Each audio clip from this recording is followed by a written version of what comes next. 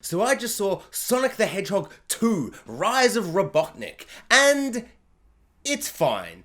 I think it's kind of a little disappointing compared to Sonic 1. It kind of falls into the trappings of a classic sequel. It kind of falls into the trappings of a superhero sequel in particular. It's bigger is better, yeah? But not really. It feels like it's super overblown. You think having Knuckles and Tails there would make it more exciting, and maybe it is for uber fans of, the franchise, and just seeing Knuckles come to life, played by Idris Elba, is amazing, and Tails is in there and his tail's spinning about, and they're like, it's a buttscopter, ha ha ha, and maybe you're just like having a time seeing them brought to life. But every single aspect, well, pretty much every single aspect of the reason I loved the first one, and I found it so surprisingly fun and exciting and interesting, it's essentially all dropped. And, the big two things are, the first film has this kind of amazing little low scale. It's a superhero film, but, it's very low scale. It's very emotional.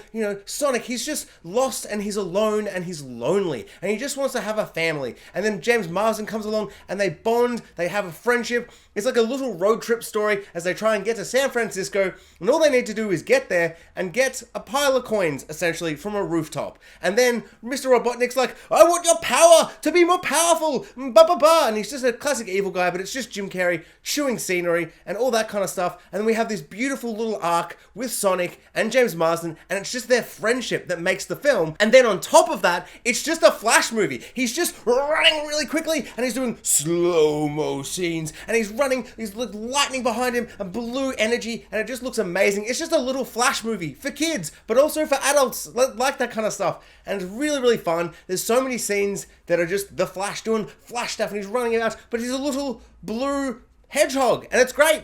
In this film, he doesn't do any running for the first hour and 15 minutes. There's one scene right at the start where he does a bit of fun running Flash stuff, and he's like, I'm the Blue Justice, and it's a bit of a Batman parody.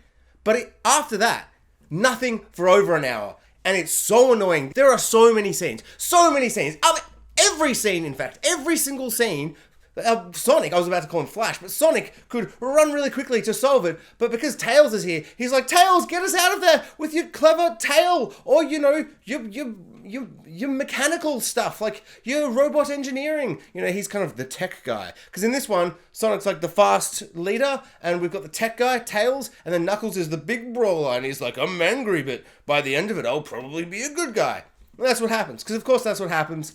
All of that is fine, but so much of this film just felt like, where is James Marsden and Sonic? They split them up for the entire film. Why? Just so James Marsden can go and play beach volleyball? It's such a disappointment. All the heart and emotion of the first one, and that story of these two characters growing together and becoming a family. Then right at the end, they're like, we'll still be a family. Let's all hug together at the end as a big robot tries to destroy us. Where was this for the whole movie? You've barely been together in the whole movie. They come together at kind of the start of the third act, and then the third act splits them apart again. And it's just like, that was the good part of the first film. You've completely misunderstood what worked about the first film, and you've just gone, more Robotnik robots, yeah? You like Sonic? He's blue. What about the red one? What about the yellow one? You like it, don't you?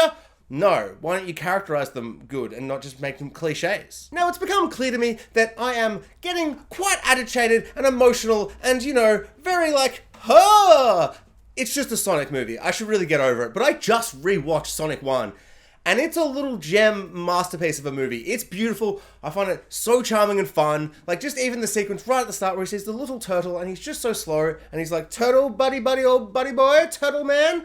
I'm going to take you for the ride of your life. And he just picks up the turtle, there's an amazing song plays, and the turtle just has an awesome trip where he just runs real quick with the turtle, and the turtle's like, and we've seen it before. Pretty much every action set piece in Sonic 1 and Sonic 2, we've seen before. The whole third act of the first movie is just like Thor, where he's like, on the ground and we're in a street, and now I've got the lightning power, and I take off the bad guy. His friends rock up and they're like, we're here, but we won't do anything. Same as Thor. In this one, there's a big circle scene and all the robots are coming and they're slow-mo punching. It's just a shot from Age of Ultron. They just stole the shot, and there's just lots of little pieces and bits. There's even a bit where a big boulder's rolling, it's like Indiana Jones. He's like, I don't want to get hit by this because it's derivative. Even if you poke fun at it, it still just starts now. It's a second film to be like, you're really not doing anything different, new, or interesting. The big final set piece Mr. Robotnik gets all CGI crazy. It turns absolutely madness. There's a big CGI cloud of nothingness. The CGI looks terrible. Then he turns into a big robot, and it just reminded me of like Godzilla vs. Kong, where you're like, fine, sure, I guess. This sucks, kind of. But like, I don't know. I felt like maybe if it had been like shorter, because this film is easily 35 to 40 minutes too long. It honestly kind of felt like it was about an hour too long, but it's only 2 hours, so I guess I'll have to say it's only 30 minutes too long, so it at least is a normal film runtime. Ben Schwartz is back as Sonic.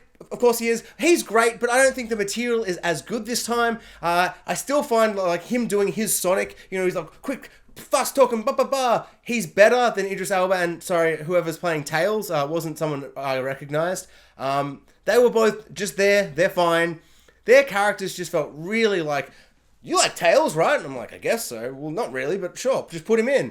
Are you going to do anything interesting with him? Not really. You're just going to have him annoy, you know, just be like, I love you, Sonic. And then he gets taken out of the fight. And that's the one good scene in the movie right towards the end when Tails is out of the fight and Sonic's like, now I can use my super speed. I can be the Flash again. And it's the one part of the film that's kind of really fun because Sonic's like, cool, now it's not a team up Justice League doing a justice kind of situation. I can just be the Flash. And he goes and zooms across the ocean. There's a beautiful scene of him, you know, running really quick over the ocean. And we get the blue streak, the lightning, all the things. And it's beautiful and amazing. And then we get a couple of things where I'm like, I feel like that's like references to the game. There's a big temple, Aztec temple. It's all crazy and wild. And then they all team back up again and they're like, we've got to let everyone do a thing. And I guess that's the issue with someone that's really, really fast. And the Flash TV series has this issue every episode. If you're really fast and you can just essentially stop time by moving so fast, you can have really great sequences in the first movie, not really think about it too much. And now you're in a sequel with other characters that have to do stuff. Now Sonic is just like, oh, I forgot that I can run really fast, so I just won't. And it's just kind of annoying. Having just watched the first one, I feel like it's really balanced. You know, like, he's injured at first, or he's like all drug-addled because he gets shot by that trank dart, and he's slowly building up his powers. He has one amazing set-piece action scene in the pub where he's like, it's the Quicksilver scene from Days of Future Past, but I'm Sonic! Whoop-a-boo! And he has a big fun time, and it's really fun. And, I mean, it is derivative and stuff, but I don't know. I had a lot of fun within the first one. And then he's, you know, doing all these things, and then suddenly Robotnik's like, I've got the power to stop you as well now, and he gets the little thing, and now he can go fast. And they do that for a bit, then he beats him in a big bang-bang shooty thing at the end, and it felt just balanced and structured and tight and short and simple. Just a simple little story. This is just overblown and insane. We get a magical gem of doom that's been protected forever, and his owl mum from the first one's like, that's why you went to Earth. It's the most magical place. It's the most sacred, special place in the world with a big gem, and there's a big temple, and it's all insane and amazing and crazy. But it's just too much, and I just didn't care. And by halfway, I'm like, this is way too much. This hasn't got the heart of the first one. This hasn't got the fun character dynamic between two guys who are like, woo woo, and then they have a buddy road story kind of friendship, and now they're the best of buddies, and now he lives in their house, and he's happy and not sad anymore. He's not lonely, and it's tight and short. And in this one, it's just like, there's a big robot, we're all gonna use our magical powers and stop the big robot. And then at the end, Sonic's like, now I've got the magical gem of destiny, and he goes Super Saiyan, gets all gold, and he's just like, goes Super Saiyan, and it's just ridiculous and over the top. And I just, for the last like 30 minutes, I was just like, this is never gonna end. It's just never going to end. It's just never going to end. The humor in this film it's not for me. Not for me at all. I found the humor in the first film quite charming and fun. You know, there's a joke here and there because it's kind of more targeted at kids, like especially younger kids. And I'm going like, it's not really for me. But, you know, I'm having fun with it all, and nothing's making me go like, ugh. Every single joke in this film, every single joke fell flat to the point where I was like, I want this to end. Like, I want to pull my phone out, but I'm in a cinema, and there's 7 3-year-olds in this cinema, and they'll be angry if I take my phone out. Like, they won't have any of it. They're here to watch this. They're here to watch this Sonic movie. But, you know, I kind of got a gauge from the audience as well. Like, they weren't laughing. I mean, there was like 10 people in the cinema, but all the kids, not a peep. So the little childish jokes that weren't for me, they weren't working either. I mean, maybe they do in like a bigger audience. But to me, the comedy was dead flat. Just so boring, so cringy. Mr. Robotnik, Jim Carrey. I'm not the biggest fan of Jim Carrey, but in the first one, I feel like he's balancing I'm wacky and zany, and he's kind of balancing it right to the perfect point. This one, instead of being at kind of a 5 Jim Carrey, which, you know, admittedly is about a 15 for everyone else, he's just like at a 7 or 8.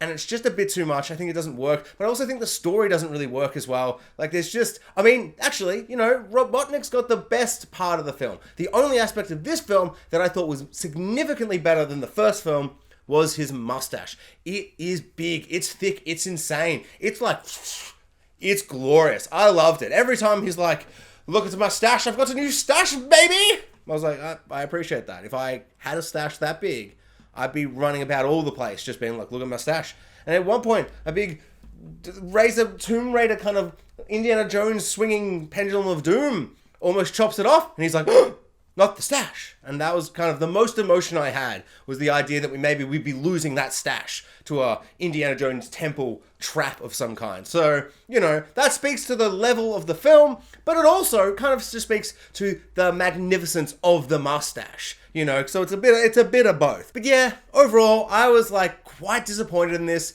I found it like really just a whole lot of nothing. Like, you know, like the side character I kind of loved in the back half of the first one. James Marsden's wife, her sister, she just hates James Marsden. And this film starts off where he's like, I'm in Hawaii, baby, I've been split up with Sonic. But at this point, you don't realize it's going to be for the whole movie. So you're still kind of enjoying it. And, you know, she's getting married. And she's like, if you ruin my wedding, I'll kill you. And, you know, she really hates him. And you're kind of like, oh my God, this is pretty fun. Because it was a silly, ridiculous element. You know, he tied her up for like the whole third act of the last movie.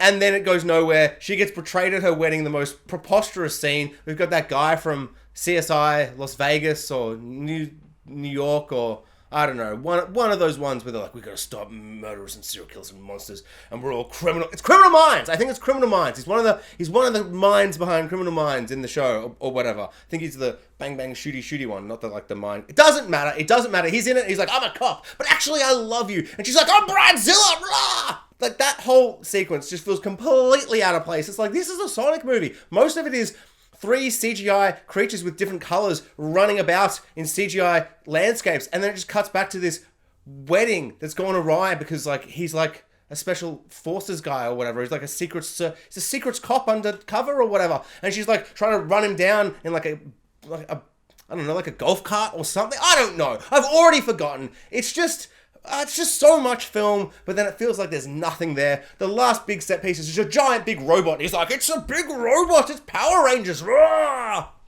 I felt nothing. All in all, just super disappointing. I love Ben Schwartz. I love the first Sonic movie. I love him. He's essentially just Flash, but a little hedgehog. This one's like, he's barely the Flash. It really does kind of feel like a premature Justice League, where they're like, get everything in there. Or more like Dawn of Justice, Superman vs. Batman. It should have been called, you know, Sonic vs. Knuckles, Dawn of Tails, Rise of the Robotnik, or something like that. And, you know, because it's all kind of just put them in there and smash them all together and movie? Sure. Yeah, the simplicity and beauty of the first one will forever now kind of be like a miracle, because it's like, well, this is kind of what I would have expected a Sonic movie to be, where I'm like, it's a lot going on, and yeah, this is a classic video game movie. It's a bit too much. I don't know, it's jumbled, doesn't know what it wants to be. That first one is just so surprising. I gotta stop talking about that first one. Yeah, just really good. This one, not so good. Thanks for watching, guys. Like, subscribe, hit the notification bell, and comment below. I'd love to know what people think. Like, truly this time, I would love to know. Do people love this movie? Am I in the minority? Or is everyone like, yeah, oddly disappointing this time? Like, just falls into all those sequel trappings. Just such a shame.